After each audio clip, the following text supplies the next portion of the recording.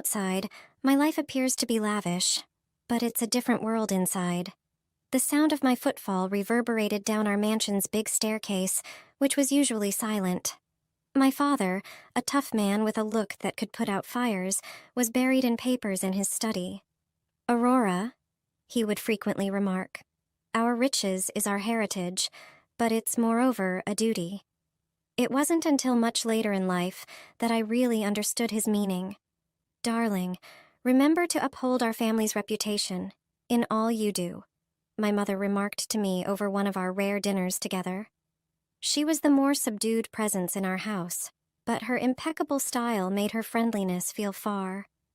5 years my senior, my sister was the polar opposite of me. She fought against the gilded cage into which we were born, and I recall overhearing her acrimonious disputes with our parents. "You can't control my life forever," she would yell, her voice despair mixed with wrath. "I can't remain here anymore, Aurora. It's suffocating," she admitted, her eyes red with tears, when I discovered her packing her things one evening. I stood there, speechless, and part of me envied her bravery for escaping. "Why don't you accompany me?" she inquired abruptly. Even though my life was comfortable, it held me back. I can't," I said, as I paused, conflicted. "I hope one day you'll see beyond these boundaries," she added as she turned to go, her eyes displaying a mixture of understanding and disappointment. The home felt even more of a golden cage when she departed. My parents were more indulgent with me, but it was a fake gesture, more motivated by shame than love, maybe as a result of their own conduct. My life was pleasant, sure, but at what cost? I learned to wear a mask of contentment as I grew up in that stillness, but deep down I knew I was merely evading the chains my sister battled so hard against. I recall hearing our parents' disputes with my sister Elise reverberate through the hallways while I watched her from the top of the stairs. She was always a wild, ferocious storm that clashed with the inflexible world our parents created. Elise's voice cut through the quiet of the evening like a razor. "You can't control my life forever," Dad said. "Our house, our rules," in a solid, unshakable voice that sounded like a rock against turbulent waters. Mom said, "We only want what's best for you, darling," as I slipped closer without being seen. "What's best for me, or what's best for your reputation?" Elise mocked.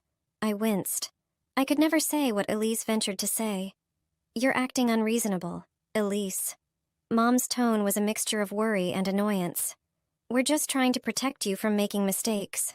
Elise snapped back, her defiant eyes flashing. "Mistakes? You mean like having my own opinions?"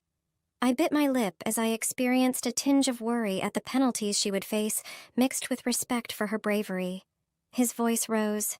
"You're not seeing the bigger picture? It's not just about you, it's about our family's legacy." "Legacy?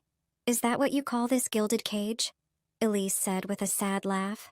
Her eyes were reflecting a battle I felt, but never had the courage to talk about. And I could see it. Elise was the one that stood out and rebelled. I was the good daughter, the silent observer who was too scared to upset the status quo. Elise's voice cracked a little as she replied, "Maybe I don't want your legacy." A thick stillness descended, full with unsaid words and boiling anger. Though I could see the pain in their eyes, our parents' jaws were set in a determined way. They refused to move. Elise finally turned to face me, and we exchanged a brief look. She was asking for help in a quiet way, and I wasn't bold enough to respond. The door slammed behind her like a last period after a furious dispute, and she rushed out. I stood there feeling empty and hollow. I could feel the distance between us widening at that very instant. Alyssa pursued independence, a route I was too afraid to go, and I knew that I was really alone in this house of rigid rules and icy loves as I heard my parents' heavy footsteps leave. I always knew I was different. I learned early on how to achieve my goals, since I grew up in a home that reverberated with the quiet of wealth. I had become an expert manipulator by the time I was 15, and I used this skill with a brutal accuracy in the classroom.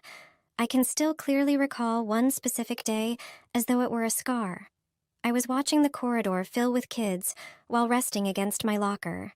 A girl from my class named Jenna stepped forward nervously. She responded, without raising her voice above a whisper. "Hey, Aurora." I arched an eyebrow as I looked at her disheveled hair and worn-out clothing. "What do you want, Jenna?"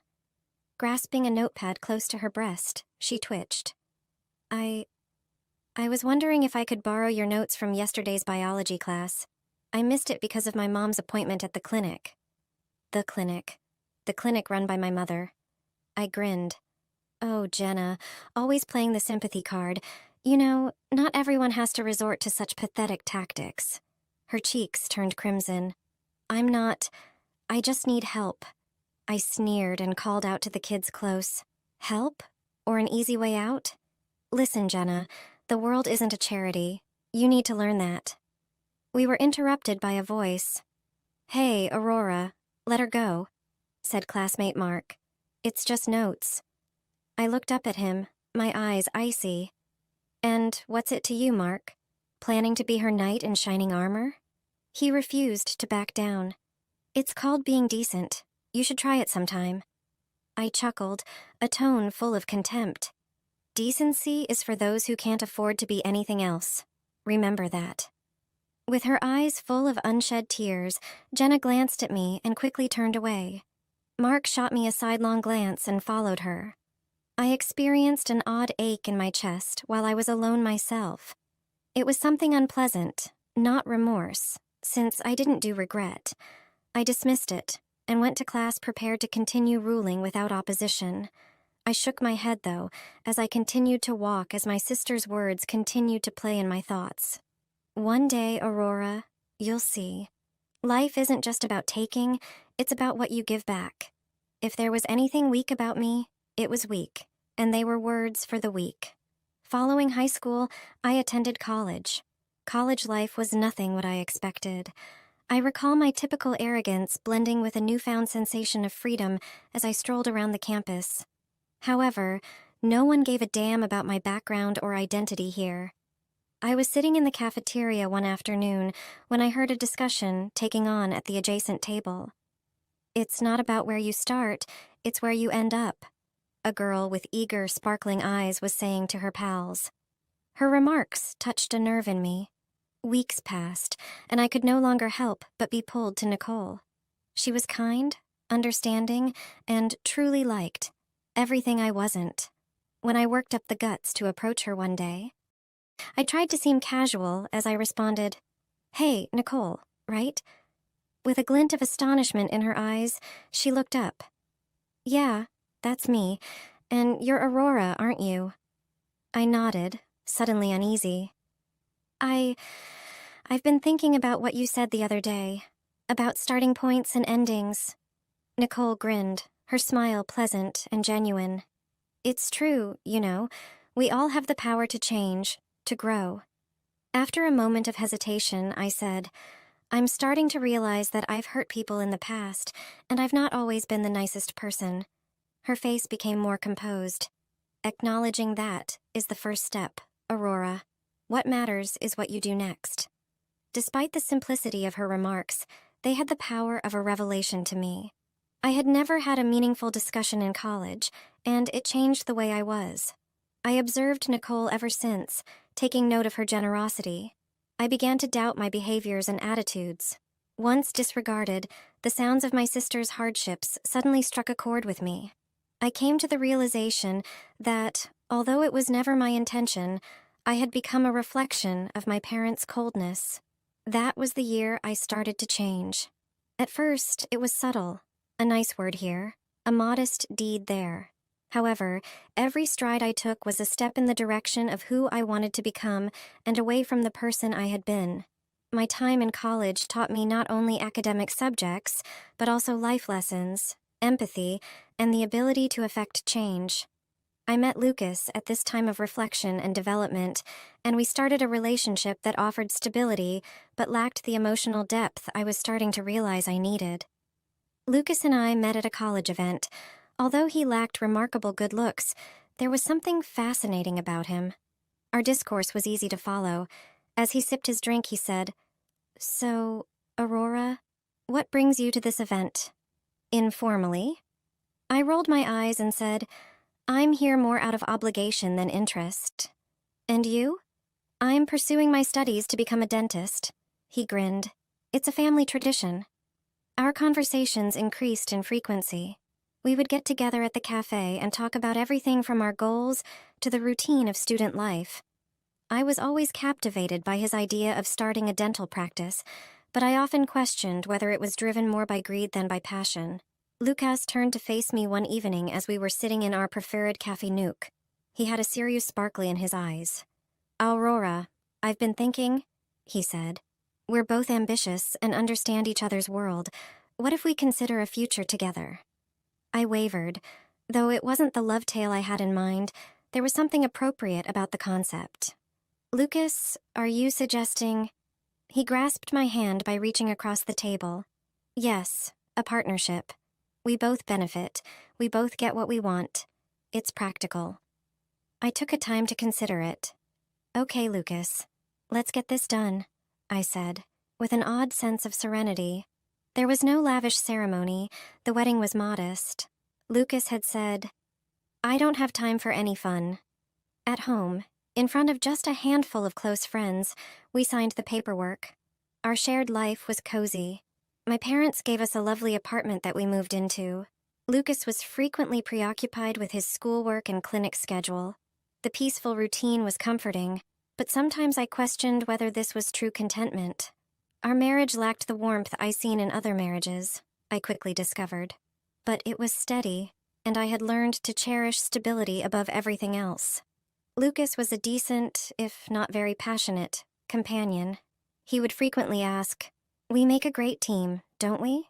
And I would nod, persuading myself that this was sufficient. In my heart, though, I couldn't help but wonder whether life had more to offer than this cozy arrangement. As Lucas and I negotiated our marriage, which was more about practicality than passion, we welcomed the arrival of our twin sons, who brought with them a new level of responsibility and complexity. I would frequently find myself watching the twins sleep through the nursery window. Their contented expressions stood in sharp contrast to the turbulence within me. My life with Lucas had become predictable and comfortable, but emotionally devoid. Lucas came in one evening when I was preparing supper, his face buried in his phone. I said, expecting to get a response, Lucas, could you set the table? He looked up and gave an inattentive nod. Sure, Aurora. I tried to break through the stillness that had become our dinner companion as we sat down to eat. How was your day? As usual, busy, he said, his eyes fixed on his phone. Got a new project at the clinic. It's going to be a hectic few weeks. I let out a silent sigh. These tedium exchanges had become all that was left of our chats. That's great. Maybe we can talk about it later? He glanced up, a fleeting hint of something. Maybe annoyance? He crossed his face. Sure, we can. But honestly, it's just regular work stuff. Nothing interesting. I nodded, the old pang of disappointment still present. The remainder of the dinner was consumed silently.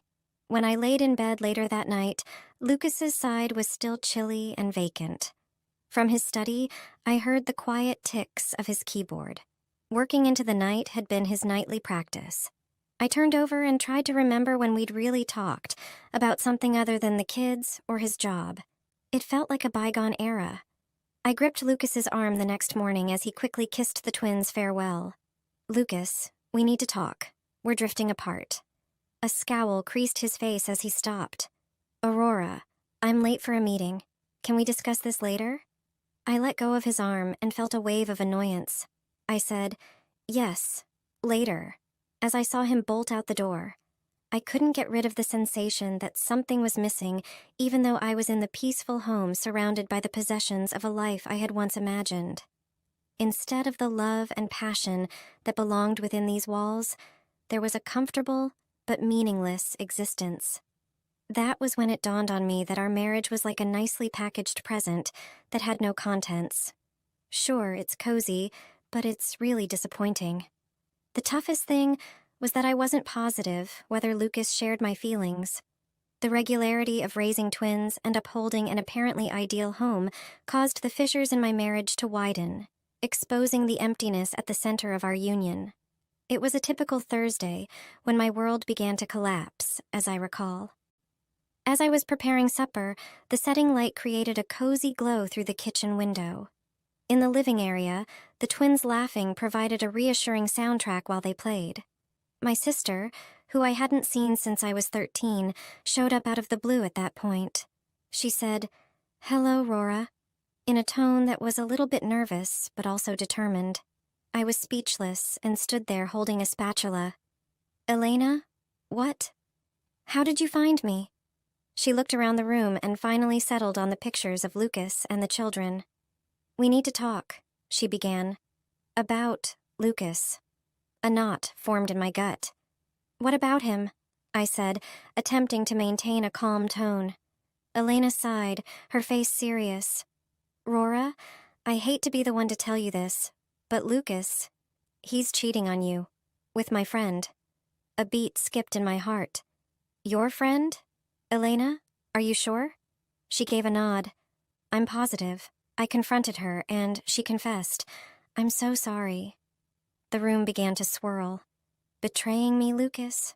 My Lucas? It didn't seem feasible. Nevertheless, I could tell she was telling the truth by the way she looked at me. I said, I don't know what to say. Experiencing an odd feeling of disassociation. The truth of his treachery was too much to absorb. Elena reached out and touched my hand with consolation. "I know this is hard to hear, but you deserve better, Rora. You need to confront him." With a slow nod, my mind racing. "I will. I need to know why." Lucas arrived home late the next day, as usual. In the living room, with the children fast sleeping, I waited for him. I knew I had to face him as soon as he entered.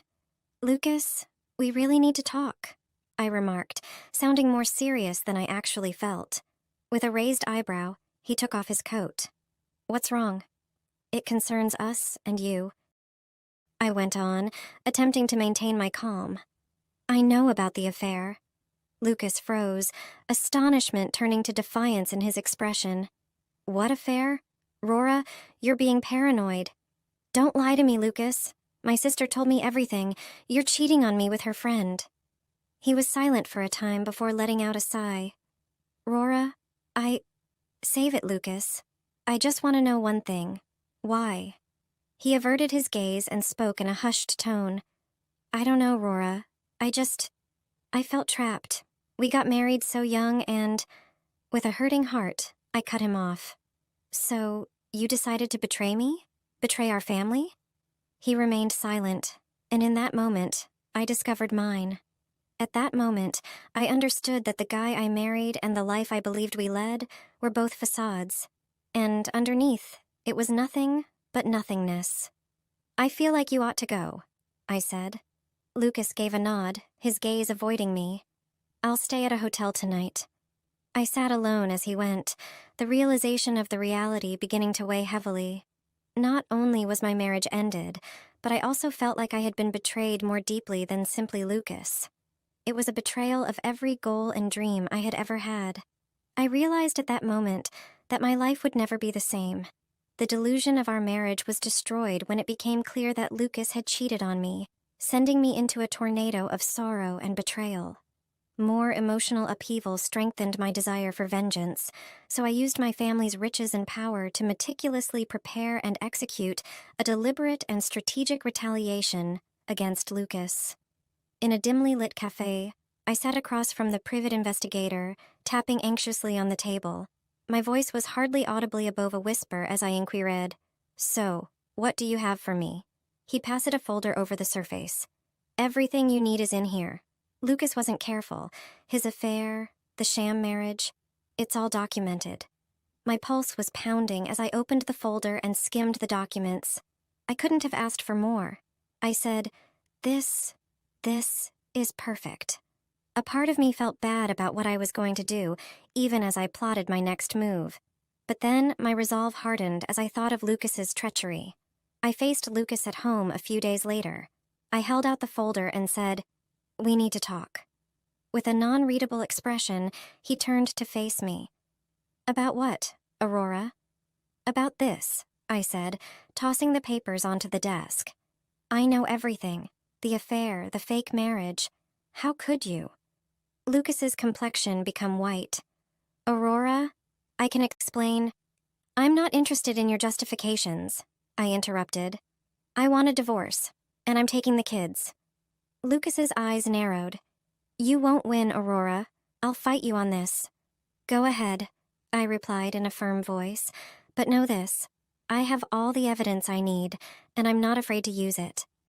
I was in a stuffy courtroom where my future was on the line. I sat there with my life with Lucas swirling through my head, a whirlwind of deceit and treachery. I assure you, Your Honor, my client has been nothing but a devoted mother and wife, my lawyer remarked firmly. Mr. Lucas's carelessness and adultery are well demonstrated by the evidence. An haughty man representing Lucas shot back, saying, My client has been an exemplary provider. These claims are spiteful and without merit. I gave Lucas a quick look. He looked away from me, showing me how guilty he was. The judge stared at us over his glasses.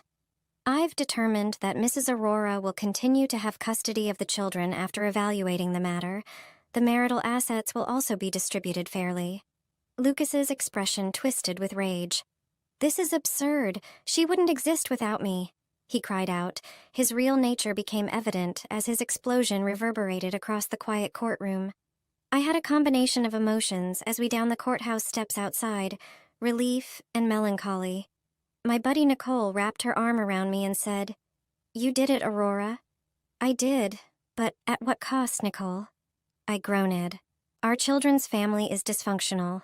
Nicole gave me a shoulder squeeze. You've given them an opportunity to live a healthier life free from deception and lies. She was correct, I realized as I glanced at my kids, who were playing close by and without realizing how serious the situation was. This was the start of a brand new chapter in which love and honesty would triumph. I muttered, I'm just glad it's over, as one tear fell down my face. Nicole smiled comfortingly at me. She gestured for me to go towards the car and said, Come on, let's get you and the kids home. The courtroom shrank in the rearview mirror as we drove away, serving as a reminder of my power and a symbol of a chapter completed. Even though the path ahead was unknown, I was prepared to tackle it with my newly acquired fortitude. After my successful court battle with Lucas, I struggled to accept the reality of my new life as a single parent and felt both triumphant and deeply bereaved. Observing the fall foliage sway in the breeze, I stood near the window. My life had calmed down after being a chaotic tornado. I treasured the rare moment I got to myself while the twins were in school. My reverie was interrupted when the doorbell rang. With his endearing smile, Mark, my new love, was waiting for me when I answered the door. Hey, Aurora, he said with warmth.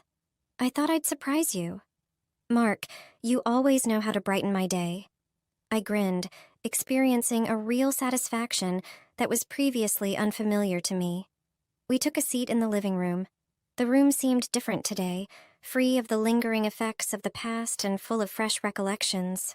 Mark said, looking into my eyes, I've been thinking about us, the kids, about a future together.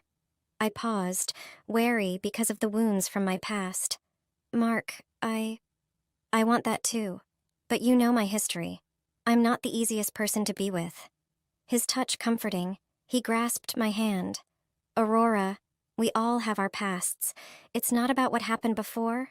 It's about what we build now, together. I felt a tear escape, a tear of hope mixed with terror. I'm scared, Mark. Scared of making the same mistakes, of hurting you, of being hurt.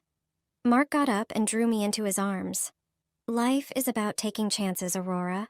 I'm willing to take a chance on us, on a future where we both find happiness. Are you? His remarks reverberated throughout me.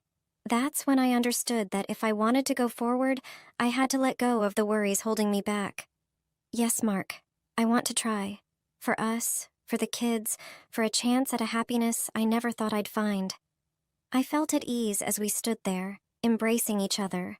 The trip had been long and riddled with suffering, but it led me here, to a new beginning, to a chance at love and a family established not from convenience, but from true compassion and understanding. Mark muttered, "Let's begin our journey, Aurora, together." I nodded, hope brimming in my heart. Together.